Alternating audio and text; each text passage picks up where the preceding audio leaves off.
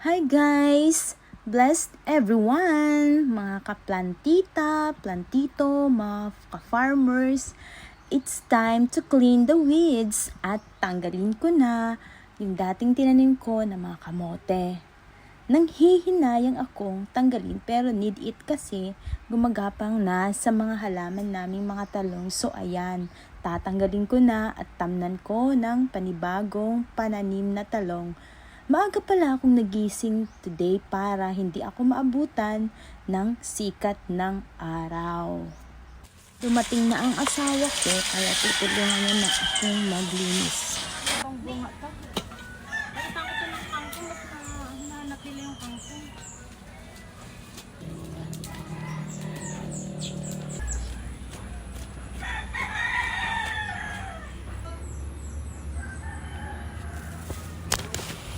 Ay, nakakapagod talaga. It's time to rest.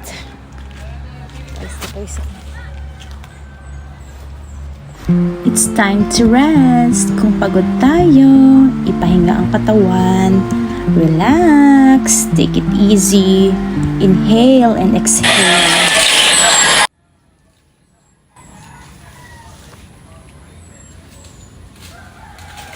Ang daming mangga, oh. Nanunggit. Ang dami din bunga ng niyog. Glory to God. Kailangan na magtanim ng talong kasi yung mga talong medyo patanda na. Ayan, guys. Naon sa kadiha. Ay, karang. Magnanakaw ng sili, joke. Wala ng ice cream. Kailangan natin ice cream sa panahon na tag-init. Kalabasa, hindi pa namunga. Saging, papaya. Daming bungang papaya.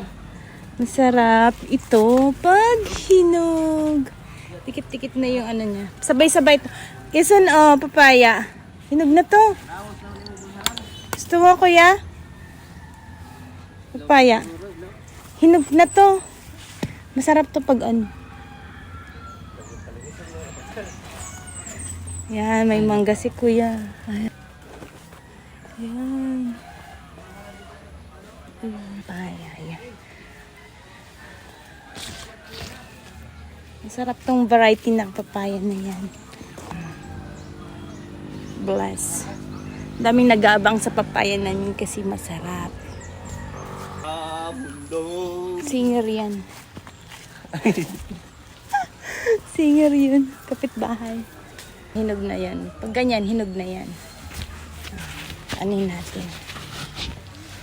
Kaninin natin. Kahit green pa siya, oh yan. Hinog na yan. Hindi ito green. Hinog na siya.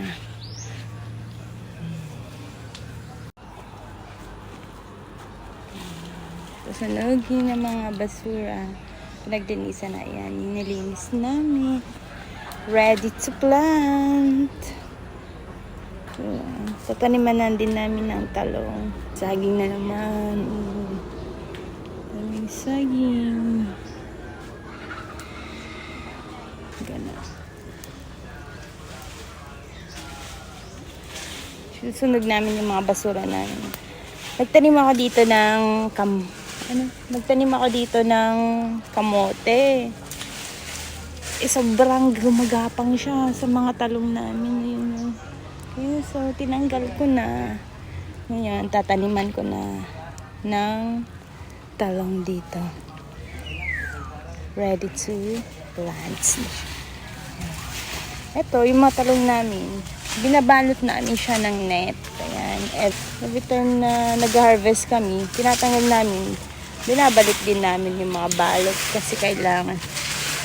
Kasi madaming insekto pag ganon. Hindi pwedeng balutin kasi hindi kami nag-spray ng mga kung ano-ano. Kulang pa nga yung pambalot ko. Yung pambalot ko pala ito. 100 pieces to. So, binili ko siya sa Temo. Yan, na-scam na naman ako. Lagi niya akong sinisita ng asawa ko. Bumibili ng net. Hindi naman para sa sarili ko, para naman sa negosyo ta. Yan. 200. Pag nag-sale siya, mga 250 itong net na to. 100 pieces na siya. Inaabangan ko kasi yung pag nag-sale to. Mabenta kasi yung talong. 40 pesos per kilo kasi sa amin. Yung mga okra, ayan. Okra. Okra. Konti lang okra ang tinanim ko kasi na-insekto nung nakaraan. Ayun. Kamatis. Pinya. Present. Ha? Anong bolo? Ay, nandyan. Ito yung demanding to talaga. Oh. Hingi pa ng bolo. Joke. Ay, doon. Kunin ka. Ay, dito ka kukuha para mabawasan. Yan nga ni, gamay lang. Oo. Ginawa ko, nagdap na. O, dandan ka dito, Ison. May mga tanim na talong dito maliliit. Habang tumatanda na tayo, nare-realize natin at ito na yung sign na gusto na lang natin magtanim-tanim ng mga gulay. Kapag may tinanim, may anihin, peaceful life, peaceful living.